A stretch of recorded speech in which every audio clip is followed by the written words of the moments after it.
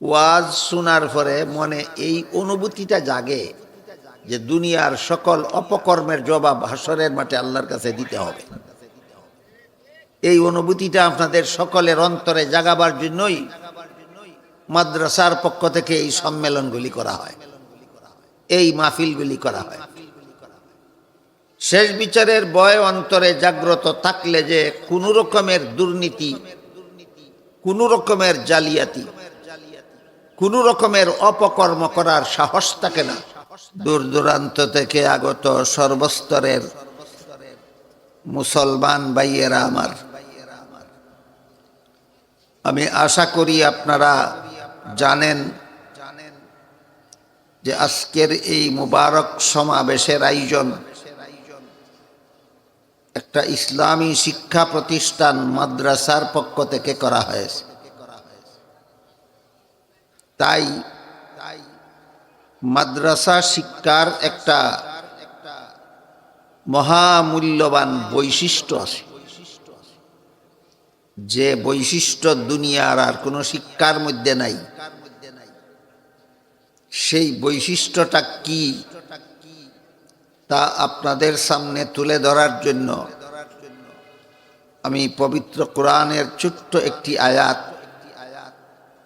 এবং রাসূল করিম সাল্লাল্লাহু আলাইহি ওয়াসাল্লামের এক দীর্ঘ হাদিসের সামান্য একটু অংশ তিলাওয়াত করেছি। মাদ্রাসা শিক্ষার যে একটা মহামূল্যবান বৈশিষ্ট্য আছে, যেই বৈশিষ্ট্যটা দুনিয়ার আর কোনো শিক্ষার মধ্যে নাই, সেটা হইল জবাবদিহিতামূলক অনুভূতি। মাদ্রাসা শিক্ষা এমন একটা জবাবদিহিতামূলক শিক্ষা, এই শিক্ষার দ্বারা মানুষের অন্তরে আমার সকল কাজের জবাব দিতে হবে আল্লাহর কাছে, এই অনুভূতি জাগ্রত হয়। দুনিয়ার আর কোনো শিক্ষার দ্বারা আল্লাহর কাছে জবাব দিতে হবে এই অনুভূতি জাগ্রত হয় না। এটা একমাত্র মাদ্রাসা শিক্ষার বৈশিষ্ট্য। আমি যদি অপকর্ম করি, আমি যদি দুর্নীতি করি, আমি যদি জালিয়াতি করি, আমি যদি সুদ খাই, ঘুষ খাই, মদ খাই, গাঁজা খাই, আমি যদি চুরি ডাকাতি করি, জিনা ব্যভিচার করি, খুন সন্ত্রাস করি, আর দুনিয়ার কোনো মানুষ যদি আমাকে ধরতে নাও পারে, তবুও শেষ বিচারের দিন আল্লাহর কাছে আমার জবাব দিতে হবে। এই অনুভূতিটা দুনিয়ার আর কোনো শিক্ষার দ্বারা মানুষের অন্তরে জাগে না, একমাত্র মাদ্রাসা শিক্ষার দ্বারা জাগে। বিষয়টা কি বুঝতে পারলেন আপনারা? শেষ বিচারের দিন আল্লাহর কাছে কি জবাব দেব, এই অনুভূতি দুনিয়ার আর কোনো শিক্ষার দ্বারা মানুষের অন্তরে জাগে না, শুধুমাত্র মাদ্রাসা শিক্ষার দ্বারা এই অনুভূতি মানুষের অন্তরে জাগ্রত হয়। আর শেষ বিচারের দিন আল্লাহর কাছে কি জবাব দেব, এই ভয় যাদের অন্তরে থাকে না, তারা যত বড় শিক্ষিত হয় তত বড় দুর্নীতিবাজ। যত বড় শিক্ষিত তত বড় দুর্নীতিবাজ। কারণ দুর্নীতির হাতিয়ার হিসাবে তারা শিক্ষাকে ব্যবহার করে। আর দুর্নীতি করে কেন? শেষ বিচারের ভয় যেহেতু নাই। আর শেষ বিচারের ভয় না থাকলে এমন কোনো অপকর্ম জগতে নাই যা সে করতে না পারে। এর দুই একটা উদাহরণ শুনুন। পাকিস্তানের আল্লামা তকি উসমানী দামাত বারাকাতুহুম বর্তমান পৃথিবী বিখ্যাত কয়েকজন আলেমগণের মধ্যে একজন। তিনি একসময় পাকিস্তানের শরিয়া আদালতের প্রধান বিচারপতি ছিলেন। তিনি সেই আদালতের বিচারপতি থাকাকালে তার একটা বক্তব্য আমি শুনেছিলাম। তিনি তার বক্তব্যে বলেছিলেন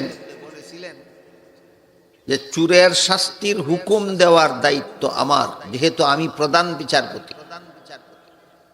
কিন্তু আমি প্রধান বিচারপতি নিযুক্ত হওয়ার পর থেকে কোনোদিন একটা চোরের শাস্তির হুকুম দেওয়ার সুযোগ আমি পাইনি। এর কারণ হলো চোরকে আদালতে হাজিরই করা হয়, থানার থেকে চোর, থানাতেই চোর থেকে ঘুষ খেয়ে চোরকে থানার থেকেই ছেড়ে দেওয়া হয়। থানা কর্তৃপক্ষ যদি ঘুষ খেয়ে চোরকে ছেড়ে দেয়, আদালতে হাজির না করে, বিচারপতি শাস্তির হুকুম দিতে পারবে? পারবে না। তাহলে থানার থেকে চোরকে আদালতে হাজির না করে ঘুষ খেয়ে থানার থেকে চোরকে ছেড়ে দেয় যারা, এরা কি অশিক্ষিত? আপনারা কি বলেন? শিক্ষিতরা ঘুষখোর কেন? শেষ বিচারের ভয় নাই। শিক্ষিত লোক দুর্নীতি করে কেন? শেষ বিচারের ভয় নাই। তারা এমন শিক্ষায় শিক্ষিত যে শিক্ষার দ্বারা শেষ বিচারের দিন আল্লাহর কাছে কি জবাব দিব, এই ভয় এই শিক্ষার দ্বারা অন্তরে জাগ্রত হয়। তাই একমাত্র মাদ্রাসা শিক্ষা হলো দুর্নীতিমুক্ত সমাজ গড়ার শিক্ষা। একমাত্র মাদ্রাসা শিক্ষা দুর্নীতিমুক্ত সমাজ গড়ার শিক্ষা। পাকিস্তানের, শুধু পাকিস্তানের কথাই বলবো কেন, নিজেদের বাংলাদেশের কথা একটু বলি। বাংলাদেশে প্রধান দুইটা রাজনৈতিক দল পালাক্রমে গদিতে যায়। একদল এই দল গদিতে যায়, আরেকবার ওই দল গদিতে যায়। এই দল গদিতে গিয়ে বলে ওই দলে দেশ লুটে খেয়েছে, ওই দল গদিতে গিয়ে বলে এই দলে দেশ লুটে খেয়েছে। উভয় দলে যদি সত্য বলে থাকে, তাহলে আসল ব্যাপারটা কি হয়েছে আপনারাই বলুন। কেন এই দুই দলে কোনো শিক্ষিত নাই? এরা গদিতে গেলে দেশ লুটে খায় কেন? এরা যে শিক্ষায় শিক্ষিত, এই শিক্ষার মধ্যে শেষ বিচারের দিন আল্লাহর কাছে কি জবাব দিব, এই ভয় জাগ্রত হয় না। শেষ বিচারের দিন আল্লাহর কাছে কি জবাব দিব, এই ভয় একমাত্র মাদ্রাসা শিক্ষার দ্বারা মানুষের অন্তরে জাগ্রত হয়। এই জন্যই দুর্নীতিমুক্ত শিক্ষা একমাত্র মাদ্রাসা শিক্ষা। মাদ্রাসা শিক্ষা ছাড়া দুনিয়াতে আর কোনো শিক্ষাই দুর্নীতিমুক্ত নয়। শেষ বিচারের দিন আল্লাহর কাছে কি জবাব দেব, এই ভয় অন্তরে যে শিক্ষার দ্বারা জাগ্রত হয়, এই শিক্ষা শুধু মাদ্রাসাতেই প্রদান করা হয়। কাজেই মাদ্রাসার সাথে যাদের কোনো না কোনোভাবে সম্পর্ক আছে, কমপক্ষে মাদ্রাসার ওয়াজ মাহফিলে আসেন, বৎসরে এক রাত মাদ্রাসার ওয়াজ মাহফিলে বসে বসে ওয়াজ শুনেন, এমন সাধারণ মুসলমান যারা, তাদের অন্তরেও ওয়াজ শোনার পরে মনে এই অনুভূতিটা জাগে যে দুনিয়ার সকল অপকর্মের জবাব হাসরের মাঠে আল্লাহর কাছে দিতে হবে। এই অনুভূতিটা আপনাদের সকলের অন্তরে জাগাবার জন্যই মাদ্রাসার পক্ষ থেকে এই সম্মেলনগুলি করা হয়, এই মাহফিলগুলি করা হয়। শেষ বিচারের ভয় অন্তরে জাগ্রত থাকলে যে কোনো রকমের দুর্নীতি, কোনো রকমের জালিয়াতি, কোনো রকমের অপকর্ম করার সাহস থাকে না। এর দুই একটা উদাহরণ শুনুন। হযরত ইউসুফ আলাইহিস সালামের সাথে জুলাইখা অপকর্ম করার জন্য, জিনা ব্যভিচার করার জন্য একটা খাস কামরায় নিয়ে গেল। রাজকীয়ভাবে সুসজ্জিত ছিল সেই খাস কামরা। সেখানে গিয়ে হযরত ইউসুফ আলাইহিস সালাম দেখলেন কামরার এক পাশে পর্দা দ্বারা কোনো একটা কিছু ঢেকে রাখা হয়েছে। ইউসুফ আলাইহিস সালাম জুলাইখাকে জিজ্ঞাসা করলেন, কামরার এক পাশে পর্দা দ্বারা কি ঢেকে রেখেছ? জুলাইখা বলে, আমি যেই মূর্তিটার পূজা করি সেই মূর্তিটা ঢেকে রেখেছি। বলুন তো কি ঢেকে রেখেছে? মূর্তি। ইউসুফ আলাইহিস সালাম বললেন, তুমি তো এটার পূজাই করো, ঢেকে রাখলে কেন? সে বলে, আমি এখন তোমার সাথে জিনা করব। কাজেই যেই মূর্তির পূজা করি তার সামনে জিনা করতে আমার লজ্জা হয়, এই জন্য ডেকে রেখেছি তোমার সাথে জিনা করার পথে লজ্জা যেন বাধা হয়ে না দাঁড়ায়। ইউসুফ আলাইহিস সালাম জিজ্ঞাসা করলেন, তোমার মূর্তির সামনে জিনা করলে কি মূর্তি দেখে? আপনারা কি মনে করেন? ইউসুফ আলাইহিস সালাম জিজ্ঞাসা করলেন, আমার সাথে জিনা করার জন্য তুমি এটাকে ডাকলে, না ডাকলে দেখবে নাকি? জুলেখা বলে, না, ডাকলেও দেখে না, না ডাকলেও দেখবে না। ইউসুফ আলাইহিস সালাম বললেন, এটা যদি ডাকলেও দেখে না, না ডাকলেও দেখে না, তাহলে ডাকার দরকার কি ছিল?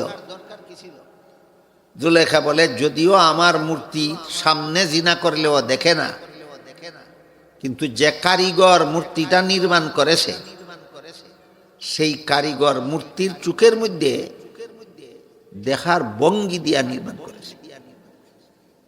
তার মূর্তিটার চোখের মধ্যে দেখার ভঙ্গি আছে, এই ভঙ্গিটার কারণেই এর সামনে তোমার সাথে জিনা করতে আমার লজ্জা হয়। ইউসুফ আলাইহিস সালাম তখন বললেন, তোমার পূজার মূর্তির চোখে আসলে দেখে না, শুধু দেখার একটা ভঙ্গি আছে, এই কারণেই যদি এর সামনে আমার সাথে জিনা করতে তোমার লজ্জা হয়, আমার আল্লাহ যে আসলেই দেখে, সেই আল্লাহর সামনে তোমার সাথে জিনা করতে কি আমার লজ্জা হয় না? জুলেখার সাথে জিনা করার থেকে ইউসুফ জিনা করার মতো সাহস পাইলেন না কেন? আল্লাহ যে দেখেন, আল্লাহর কাছে কি জন্য?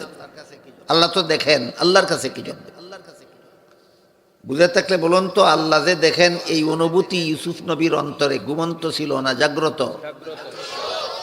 এই অনুভূতি সর্বস্তরের মুসলমানের অন্তরে জাগ্রত করার জন্য মাদ্রাসার পক্ষ থেকে এই মাহফিলগুলি করা হয়।